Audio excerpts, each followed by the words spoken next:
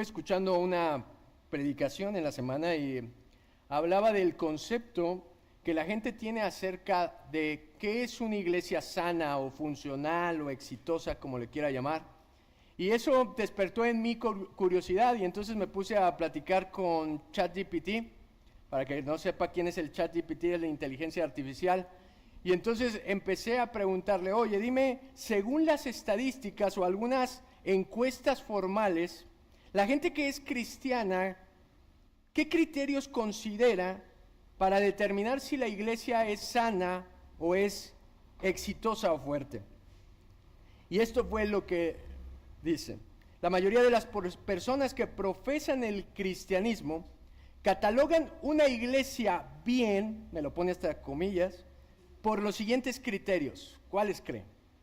Número 1, el tamaño de la iglesia. Por el número de personas que asisten a sus reuniones y el crecimiento de esa iglesia. Es decir, la gente determina si es una buena iglesia por la cantidad de miembros y congregantes que tiene en sus reuniones y actividades. Número 2, la gente opina que lo importante son las instalaciones. En segundo lugar, la gente dice que una iglesia se considera exitosa si tiene instalaciones cómodas, modernas, si tiene luces, pantallas, aire acondicionado, sillas y buenos baños, entre otras cosas. La tercera cosa que la gente, el promedio, considera es los eventos y programas, por las actividades que hay para las mujeres, jóvenes, niños, ancianos, matrimonios, perros, gatos y todo lo demás. Número 4, por la música y la producción. Si el grupo de adoración ofrece un buen show, es porque es una buena iglesia.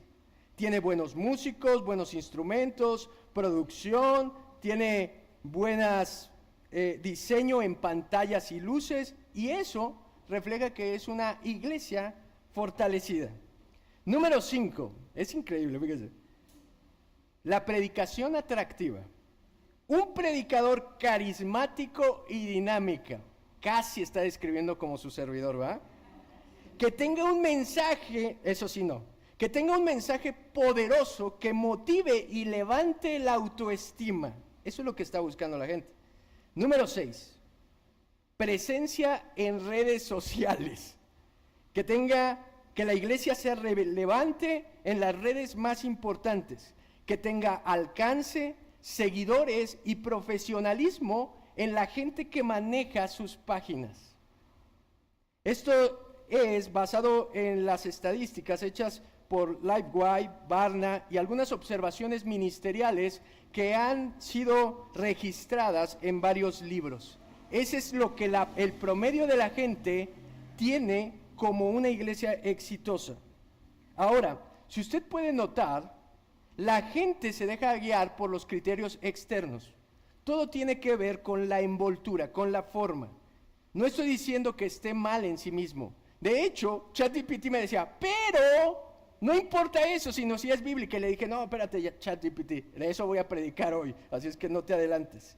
La gente se deja guiar por sus emociones, por sus ojos, pero nada puede estar más lejos de la realidad para poder saber si es una iglesia exitosa según el dueño de la iglesia. Si la iglesia es un cuerpo, ¿usted cómo determina si su cuerpo está sano o si tiene buen cuerpo? Bueno, no, si funciona correctamente. ¿A través de qué? De que todos sus miembros funcionen de manera adecuada, ¿no es cierto? Un cuerpo sano es aquel que todos sus órganos, todos sus miembros están funcionando correctamente y hacen su función. Un cuerpo que está enfermo es cuando algún miembro de su cuerpo está dañado. Y fíjese, precisamente cuando los miembros funcionan correctamente, entonces la iglesia goza de salud. Cuando los miembros están funcionando correctamente, cuando los miembros están sanos, entonces la iglesia está cumpliendo el propósito con el cual fue llamado. Pablo en el capítulo 4 de Efesios, se acuerda que nos ha exhortado como oyentes a responder al andar digno a todo lo que Dios ya nos ha dado.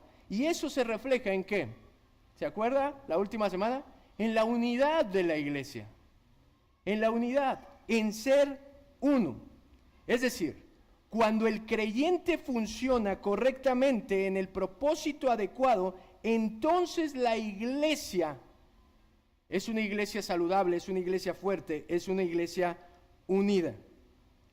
Mire, algo que yo entendía con lo que voy a predicar el día de hoy, es que Dios no solamente nos salva para meternos en la iglesia como si fuera una bolsa, y así de, te rescaté y pum, te mete ahí y tú así, pues ya estoy aquí con otros iguales que yo o diferentes a mí, sino que nos dotó de todo lo que nosotros necesitamos para vivir la salvación, y eso incluye nuestra vida dentro de la iglesia.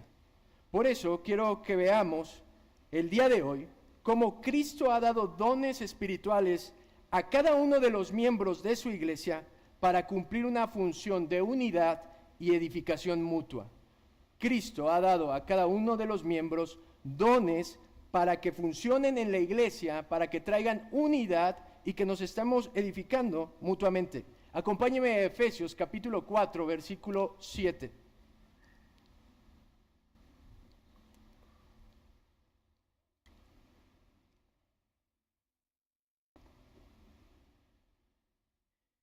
Dice la Escritura: pero a cada uno de nosotros fue dada la gracia conforme a la medida del don de Cristo. Por lo cual dice, subiendo a lo alto, llevó cautiva la cautividad y dio dones a los hombres. Y eso de subió, ¿qué es? Sino que también había descendido primero a las partes más bajas de la tierra. El que descendió es el mismo que también subió por encima de todos los cielos para llenarlo todo, y él mismo constituyó a unos apóstoles, a otros profetas, a otros evangelistas y a otros pastores y maestros. Si usted lee los versículos que siguen, el meollo del asunto, el punto principal está en el versículo 13, donde Pablo habla de la edificación del cuerpo de Cristo. Y para edificar ese cuerpo, él ha dado dones individuales y dones colectivos.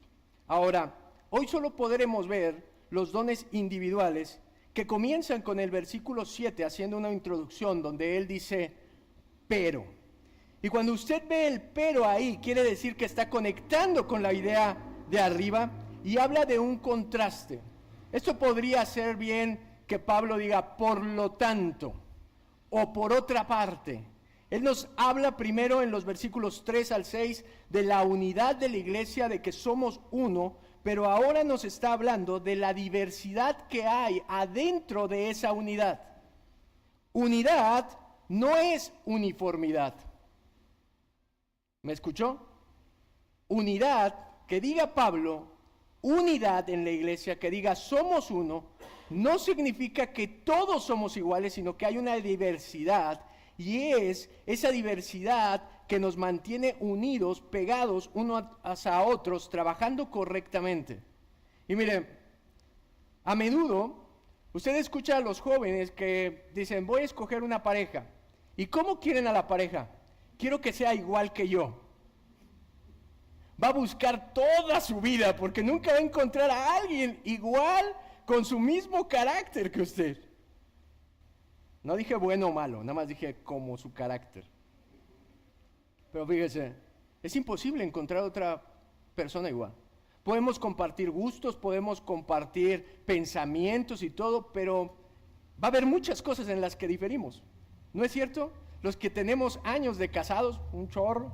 ¿No es cierto que se casó pensando, no, mi media naranja acá, pensamos igual, somos igual, nos gusta lo mismo? Y usted se va dando cuenta que es diferente. Pero a pesar de esa diferencia, el secreto del matrimonio es cómo podemos juntar lo que mi esposa es, lo que yo soy, para trabajar en armonía y ser una sola carne. Eso es lo increíble. Por eso, unidad no es uniformidad. Y Pablo, por eso tiene que aclarar en el versículo 7, que cuando se refiere a la unidad, también se está refiriendo a que cada uno de nosotros tiene algo en particular. Fíjese, la relación de amor y gracia que Dios tiene con todos, también tiene una relación individual con cada uno de nosotros. Y eso es increíble. No es que Él es el Dios de la iglesia y que solo funciona cuando estamos en el colectivo, en la asamblea, sino que cada uno de nosotros puede tener una relación personal íntima con Dios. Cada uno de nosotros tiene una historia con Dios. Somos diferentes, enfrentamos problemas diferentes, pero tenemos el mismo Dios y a cada uno de nosotros Dios trata de una manera en particular. ¿Se ha fijado? Como me trata a mí o las cosas que me permite vivir no son las mismas que le permite vivir a mi esposa, a mi hijo. Yo tengo una historia particular con Él. A cada uno de nosotros fue dada, dice Pablo en el versículo 7, pero a cada uno de nosotros fue dada, ¿qué? La gracia. Para lograr la unidad y como consecuencia de la glorificación de Cristo como cabeza de la iglesia, nos da ¿qué? Gracia. ¿Y qué es la gracia? Muchos lo traducen como regalo inmerecido. La gracia es una dádiva, es dar algo. Si hay una palabra que ilustra o que engloba todo lo que es la gracia, es el Evangelio. El Evangelio representa todo lo que es gracia. La gracia es la buena noticia de que Dios se ha dado a sí mismo a pecadores como nosotros. ¿Eso le parece poco? Dios se ha dado a sí mismo. La gracia en sí sola es una dádiva generosa.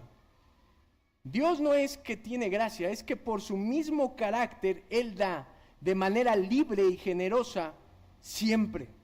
Su gracia, mire, es imposible de ganar o de merecer o adquirir por nuestros propios medios. Todo lo que Dios nos da, se fija que no lo podemos pagar. Todo lo que Dios nos da es inmerecido. Aún el regalo de una buena esposa es por gracia. Si fuera por su carácter, si fuera por sus méritos, nunca se casaría. Pero la esposa es la gracia. Lo mismo, esposas, el matrimonio es un regalo de Dios. La familia es el regalo de Dios y la iglesia es el regalo de Dios. Mire, es increíble cómo Dios no solo bendice a los hombres, sino que se da Él mismo. No es que Dios es el dueño del oro, de la plata, de todo lo que hay. No es que Dios agarra a los que Él ha salvado y les da de lo que Él tiene, porque sus recursos son inagotables. Él va más allá de eso y es tan generoso que Él se da a nosotros de manera incondicional. Eso es increíble. La verdad incomprensible del Evangelio, por lo tanto, no es nada más la libertad, es que el Dios santo, poderoso del universo entero, se ha dado a la humanidad pecadora. Eso es lo increíble del Evangelio. Yo le pregunto, ¿qué necesidad tenía Dios de entregarse Él mismo? Pero su gracia lo hace dar siempre. Mire, Dios nos concede su salvación, su reino, su herencia, su espíritu, su trono, su sabiduría, su amor, su poder, su paz, su gloria y todas las bendiciones celestiales. Eso es lo que Pablo nos dijo en los primeros 3 capítulos de Efesios, ¿se acuerda? Todo eso, y es de manera incondicional e ilimitada. Pero sobre todas las cosas, sobre todo lo que se pueda imaginar, lo más increíble que nos ha dado Dios es su presencia personal en nuestra vida. Nunca está solo. Nunca le habla a un Dios tallado en madera o piedra. Le habla a un Dios vivo y verdadero y poderoso y grande. Mire, MacArthur comenta lo siguiente: Dios no debe nada a los hombres pecadores a excepción de juicio inexorable por su pecado. Él no debe a los hombres la bendición o el favor más diminuto. No obstante, Él en su gracia nos ha dado la mayor bendición de todas, la bendición inmensurable de hacernos partícipes de una vida íntima con Él. Eso significa que Él está con nosotros, que Él nos escucha, pero no nos tiene que hacer caso. ¿Se fija? Él no es un genio de la lámpara que usted frota y pide deseos y Él se los tiene que conceder. No es eso. Él nos da y será Él mismo y inclina su oído para podernos escuchar, pero Él es un Dios sabio. Él no es un genio de la lámpara, es un Dios sabio que sabe lo que yo necesito. Entonces no me da conforme a mi deseo, me da conforme a ¿qué? A su sabiduría. Mire, yo me he preguntado, ¿cuántas veces he pedido tantas tonterías y gracias a Dios que no me las ha dado? Porque destruirían mi vida. Pero todo lo que Él me da, yo tengo la confianza que es por gracia y que es por su increíble bondad. Aunque no lo sienta, Él está ahí.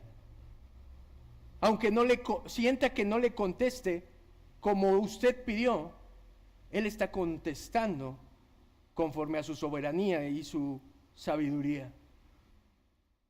Mire, esto es lo increíble de la gracia.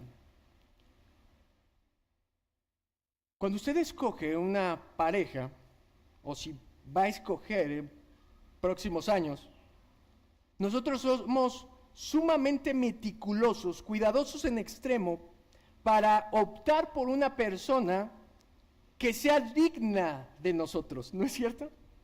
Que llegue a la altura como para nosotros poderle dar todo lo que nosotros somos. Significa una persona a la que le daremos por encima de otras personas nuestro amor, nuestro tiempo, nuestros pensamientos, nuestra lealtad, nuestros recursos, entregaremos todo lo que somos y todo lo que tenemos a esa persona. Y entonces usted es muy, muy selectivo, ¿no es cierto? Que cumpla ciertos requisitos. Bueno, déjeme decirle, a diferencia de nosotros, Dios nos escoge antes de la fundación del mundo por pura gracia. Y no por causa de lo que nosotros hubiéramos hecho, no por causa de lo que nosotros seamos, si somos dignos o no somos dignos. Y Él nos adopta como hijos suyos y Él nos hace la novia de Cristo y nos cuida y se interesa por nosotros sin ningún requisito. Simplemente porque Él tiene gracia, Él es la gracia. Pero no solamente nos ha salvado, mi estimado, sino que nos da todo lo que necesitamos para vivir en la gracia. En la salvación. ¿Se fija? No solamente lo ha rescatado, sino que le ha dado lo que usted necesite para vivir esa salvación. Es decir, en otras palabras, lo ha equipado para que usted pueda vivir la salvación. Y esta gracia que habla Pablo en este versículo 7 es el poder precisamente que capacita para que sus dones funcionen para la gloria de Dios. En otras palabras, Dios le ha regalado algo a usted para que usted viva su vida cristiana dentro de la iglesia. Y fíjese cómo sigue él diciendo, a cada uno dio conforme a su gracia, conforme a la medida de él, don de Cristo. La gracia que capacita se mide en la proporción de lo que es necesario para el funcionamiento del don de Dios. Fíjese, ¿sabe qué significa don? Casi como gracia. También es una dádiva, un regalo, pero no se enfoca en el carácter inmerecido como la gracia. Mientras que la gracia, la palabra exalta esa característica de que es inmerecido, esta palabra de don se refiere ni a la fuente ni nada, sino al carácter de gratuito. Lo que está diciendo es, Dios nos ha regalado ¿Sí está despierto aquí? Dale un codazo ahí. Dios nos ha regalado, ¿qué? Nos ha regalado de manera inmerecida, ¿qué cosa? Un regalo gratis. Como todos los regalos son gratis, ¿verdad? Y fíjense, esto es lo importante. Lo que está diciendo el versículo es que Dios por gracia nos ha dado un don y que el don de cada persona es ¿qué? Único.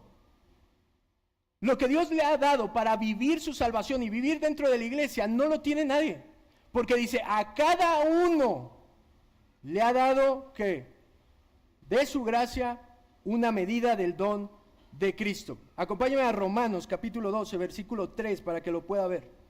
Dios pues, por la gracia que me es dada, a cada cual que está entre vosotros, fíjese, la misma idea, que no tenga más alto concepto de sí mismo del que debe tener, sino que piense de sí con cordura, conforme a la medida de fe que Dios repartió a cada uno. ¿Lo ve? Es lo mismo que está diciendo en Efesios. Está diciendo que a cada uno nos ha dado algo conforme a la medida de fe que Dios repartió a cada uno. Dios ha dado tanto gracia como la fe para poder operar ese don. ¿Sí me escucha?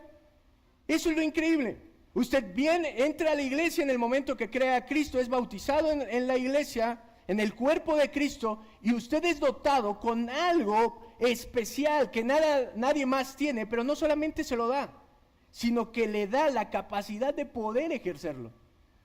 Yo le pregunto, si usted se dedica a cualquier cosa, y usted compra los mejores instrumentos, de las mejores marcas, pero usted no tiene la capacidad de usarlos, ¿de qué sirven? Si usted no tiene eso que se necesita para poder utilizarlo, no sirve de nada, aunque tenga lo más caro de lo más caro, la mejor tecnología. Y Dios en su gracia nos ha dado dones y nos ha dado los dones especiales para que los podamos usar correctamente. Y mire, quiero aclararle, un don no es un talento, una habilidad humana. Un don no tiene nada que ver con algo que usted puede desarrollar con el tiempo, con la práctica. A veces la gente ve a alguien que tiene el talento para tocar la guitarra o para tocar cualquier instrumento y dice, ay, el don que Dios te ha dado. No, eso no es un don. Eso es un talento. El don es algo espiritual. Es algo que usted no puede conseguir con sus propias fuerzas, sino que es dado por gracia a su vida. Es algo que no tiene que ver con una capacidad natural, porque mire, cualquier músico puede ser mejor que un músico de aquí, ¿se fija? ¿Por qué? Porque practica más, porque desde niño fue a una escuela de música, no sé. Pero el don es algo especial, sobrenatural, para la edificación de la iglesia. Mire, Pablo enlista algunos dones en Romanos capítulo 12, versículo 6. Ponga atención para ver si tiene alguno de esos dones.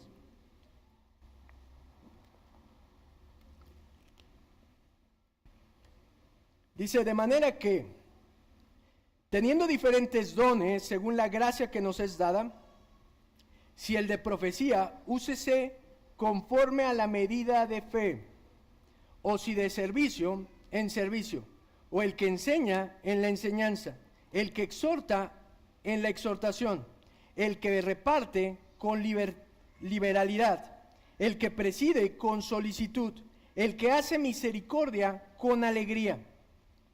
Primera de Corintios 12:7 es otra lista grande de dones que menciona y dice, pero a cada uno le es dada la manifestación del Espíritu para provecho, porque a este es dada por el Espíritu palabra de sabiduría, a otro palabra de ciencia, según el mismo Espíritu, a otro fe por el mismo Espíritu, a otro dones de sanidad por el mismo Espíritu, a otro el hacer milagros, a otro profecía, a otro discernimiento de espíritus, a otro diversos géneros de lenguas y a otro interpretación de lenguas, pero todas estas cosas las hace uno y el mismo Espíritu, repartiendo a cada uno en particular como Él quiere.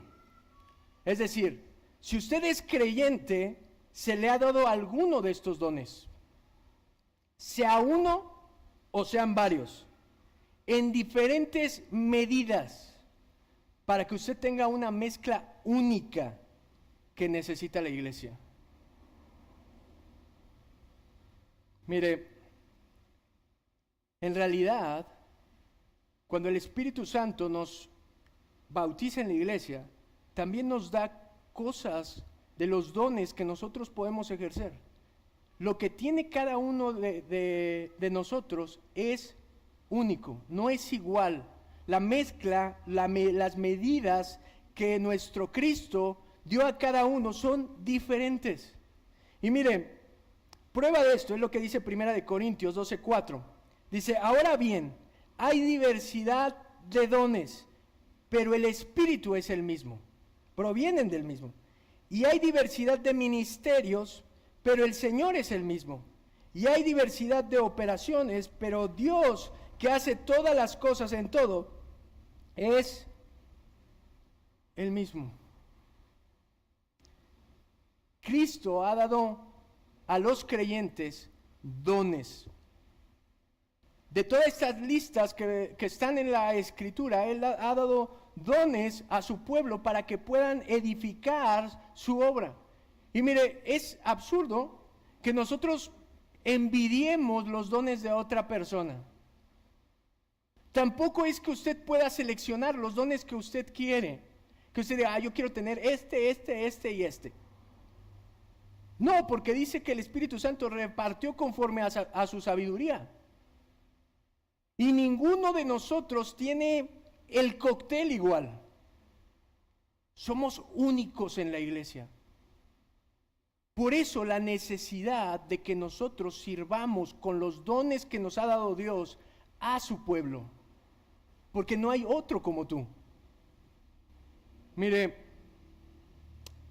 a veces la gente se deja guiar por los dones que son como más llamativos, ¿no es cierto?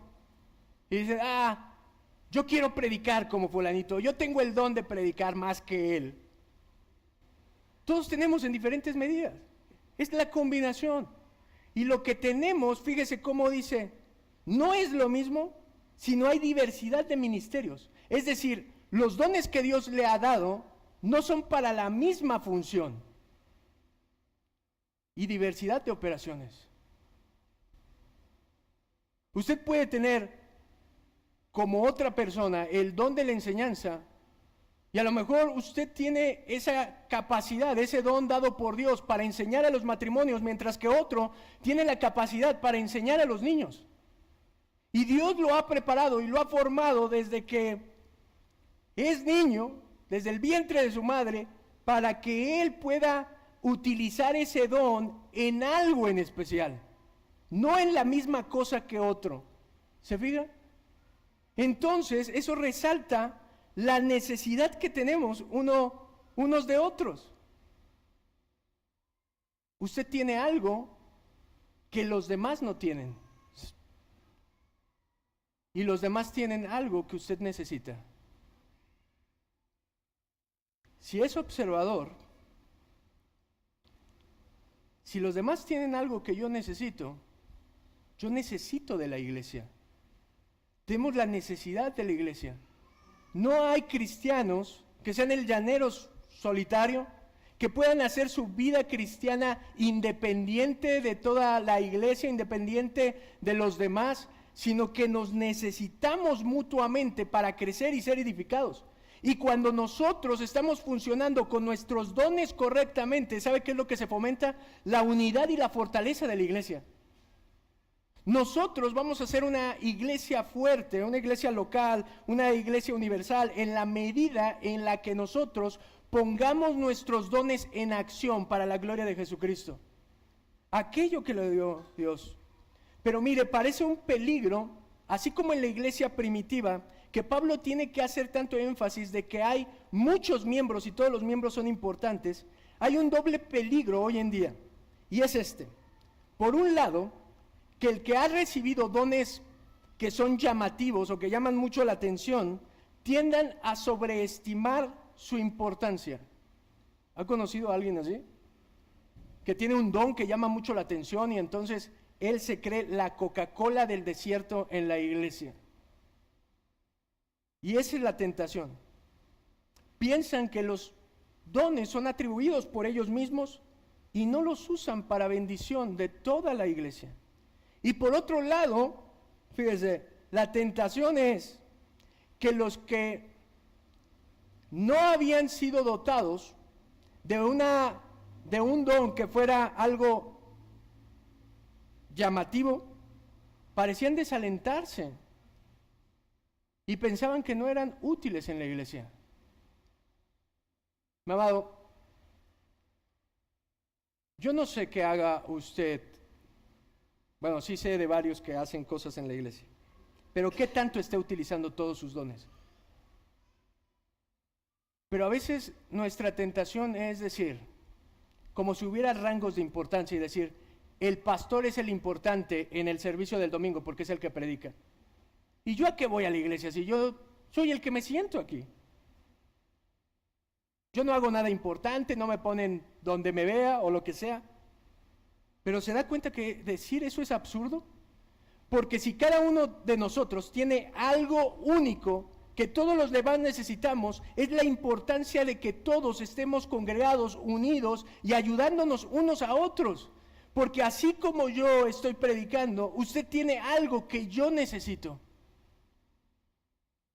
Y cuando nos congregamos, cuando formamos la iglesia con otros creyentes, nosotros estamos ayudándole a la otra persona a través de los dones que Dios nos ha dado. Martin Lloyd-Jones dice lo siguiente: la gracia que Cristo reparte es siempre suficiente, sabia y perfectamente medida.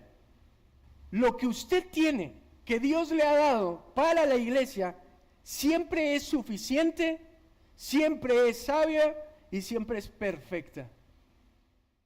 Su cóctel de dones es perfecto para la iglesia. Es la medida perfecta. No piense que usted no es importante en la iglesia. Es muy importante en el cuerpo de Cristo. Por eso usted tiene algo que los demás no tienen. Y fíjese, la lección gloriosa para cada uno debe de ser esto: no importa si mi don es aparentemente grande o pequeño, llamativo o desapercibido, sino que lo he recibido del mismo Cristo y Él me dio algo que nadie más tiene y que es útil para edificar su iglesia. ¿Sabe con cuántos complejos crecemos en la iglesia? Yo me acuerdo que cuando estaba tratando de conquistar a mi esposa, yo veía que tenía otros pretendientes y decía, estos tienen más talentos que yo, y tienen más dones que yo, y que el hijo del pastor, y no sé qué. En la iglesia no importa eso. No es la posición o la función que tenemos, todos somos importantes.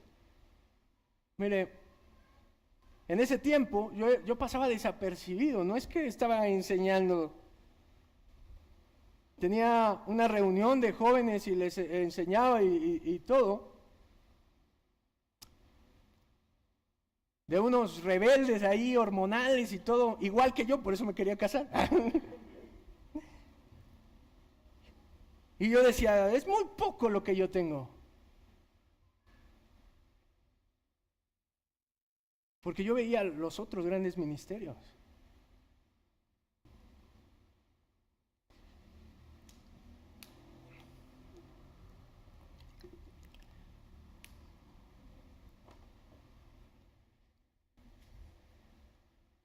No vengo de una familia de pastores.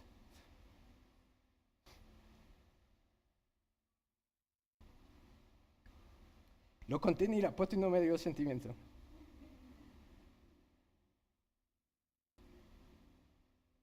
Yo siempre digo que mi papá tenía el ministerio del agua porque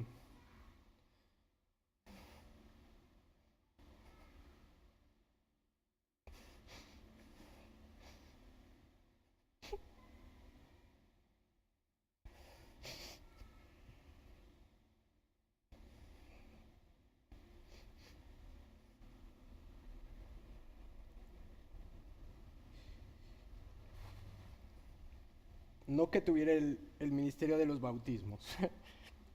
Él, desde que llegamos a la iglesia, él siempre le ha traído el agua a los pastores. Creo que esa es su aportación a la iglesia. Desde la primera vez hasta en todas las iglesias que hemos pasado, hasta el día de hoy, ¿quién cree que me trajo esta botella de agua?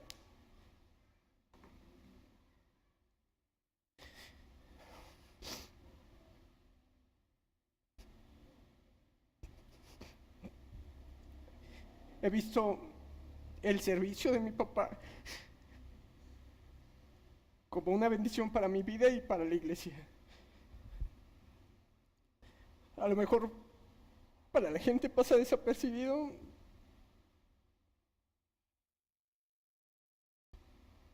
pero siempre fue el primero en llegar a todas las iglesias. A veces llegaba una hora antes y no estaba abierta la iglesia. Y yo decía, ¿pero para qué?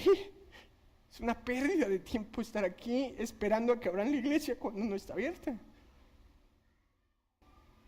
Su don de servicio ha sido un testimonio para mi vida y una bendición. Mi mamá tenía una enfermedad terminal.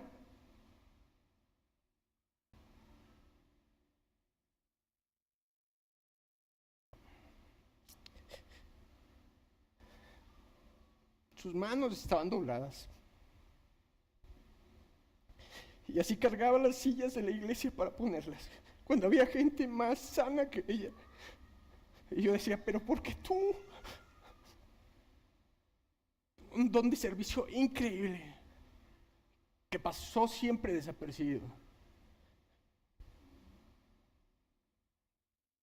Los que han escuchado a mi papá difícilmente puede hablar en público.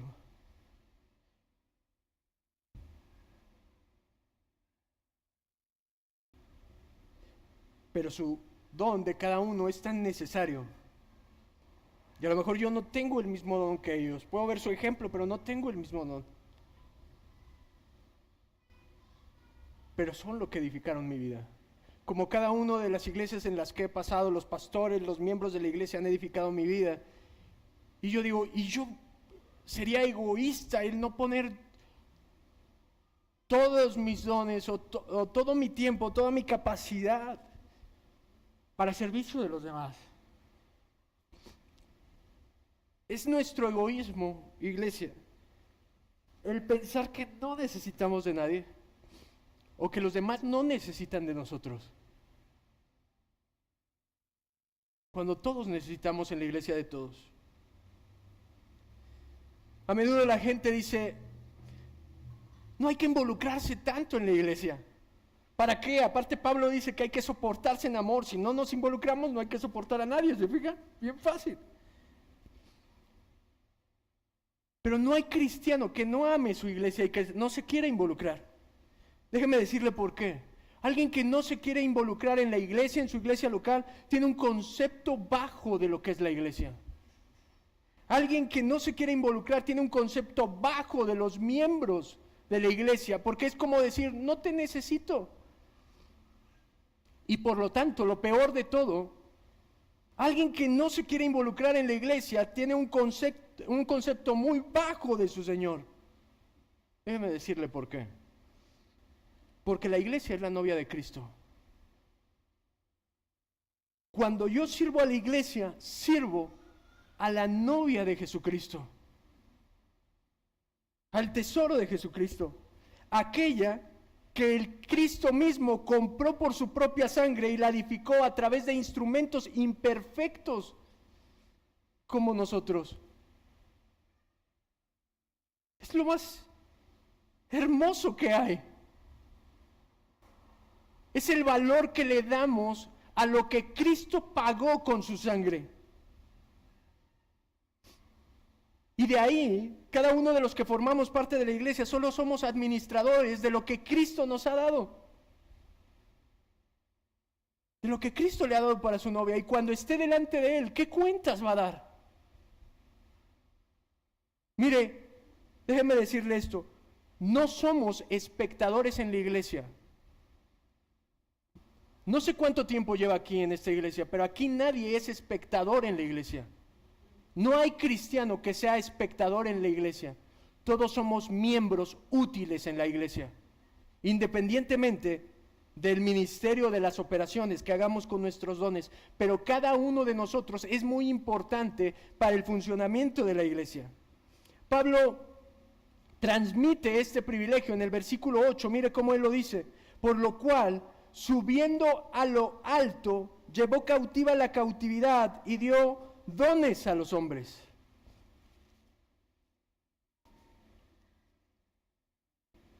Cristo repartió a cada creyente, y eso es lo que hace increíble su don. Ese es el punto que iba con contarle lo de mis papás antes de llorar. A lo mejor yo no vengo de ninguna familia de tradición de pastores, ni de buenos oradores. Pero ¿sabe qué hace importante lo que yo tengo? Que Cristo me lo ha dado. No me importa si tengo poco, tengo mucho, si es llamativo o no es llamativo, si a los demás les gusta o no les gusta. Es lo que a mí, mi Señor y Rey, me dio. Y esa es la figura que presenta aquí Pablo. Pablo está, yo sé que esto suena como un trabalenguas lo que dice aquí, pero él está citando el Salmo 68, versículo 18.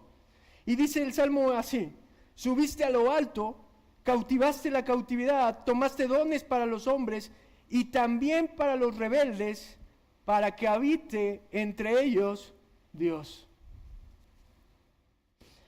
Pablo no está diciendo que este salmo habla de Jesucristo, está utilizándolo como una ilustración de lo que Cristo hizo, una imagen comparativa hermosa y poderosa de lo que Cristo está haciendo con esto de dar dones a los hombres. Mire, en la antigüedad la costumbre era que después de que el rey obtenía, ponga mucha atención porque esto es hermoso, después de que el rey obtenía una victoria, traía los despojos de guerra, que eran el botín, y los prisioneros de los enemigos para mostrar su triunfo y exhibir un desfile que hablaba de su gran victoria ante el pueblo.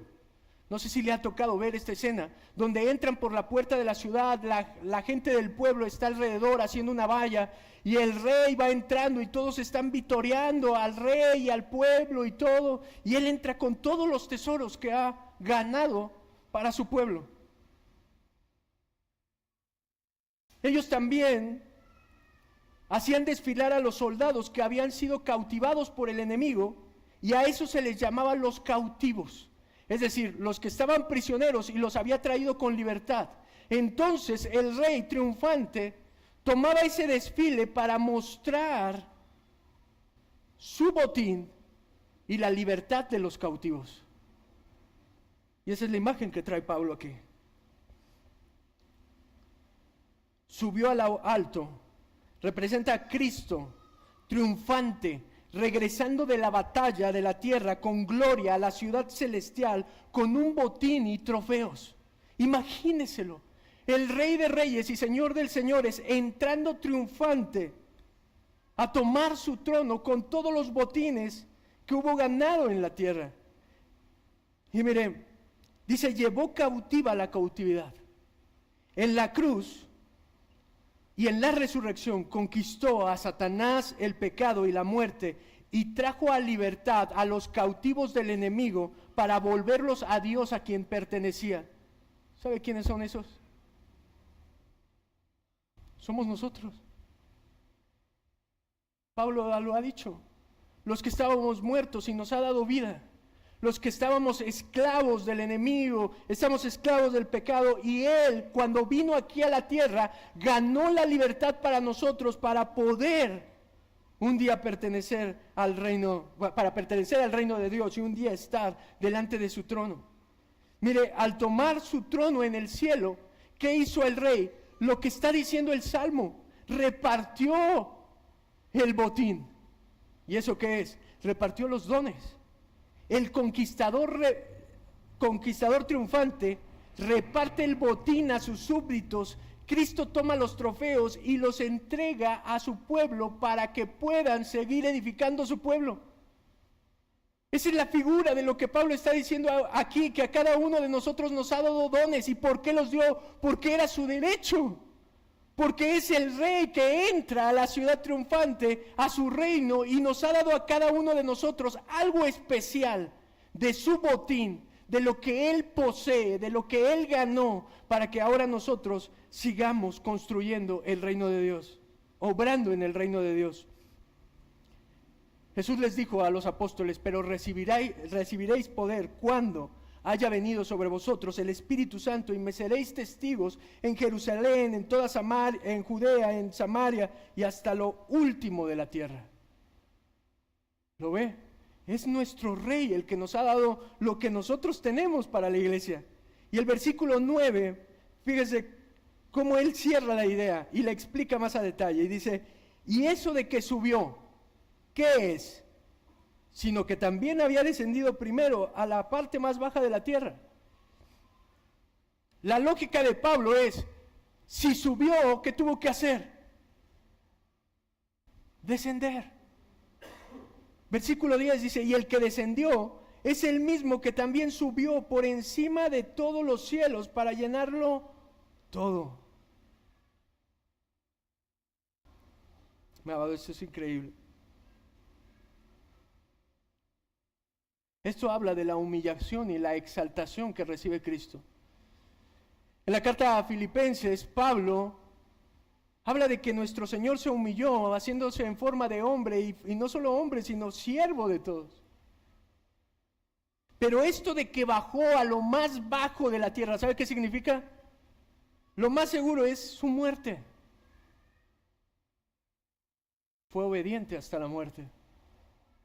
Él bajó a lo más profundo de la tierra.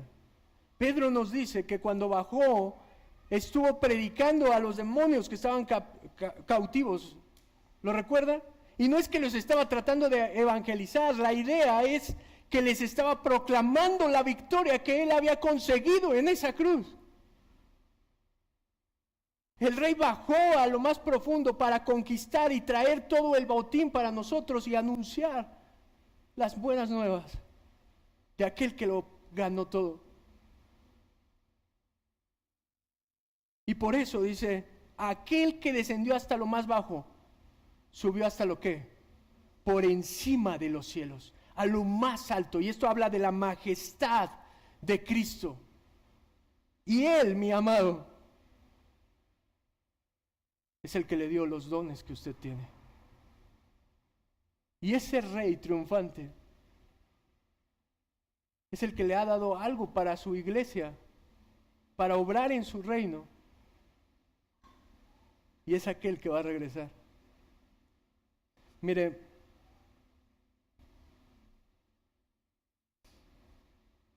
quiero leerle una historia para terminar. Hace algunos años, una iglesia en Japón tenía un grupo pequeño de creyentes. Muchos de ellos eran obreros en las fábricas. No tenían un pastor de tiempo completo, sino que el pastor de ahí tenía que hacer 3 oficios para poder sobrevivir él y su familia. Pero lo increíble es que una hermana mayor cocinaba para los jóvenes cada semana.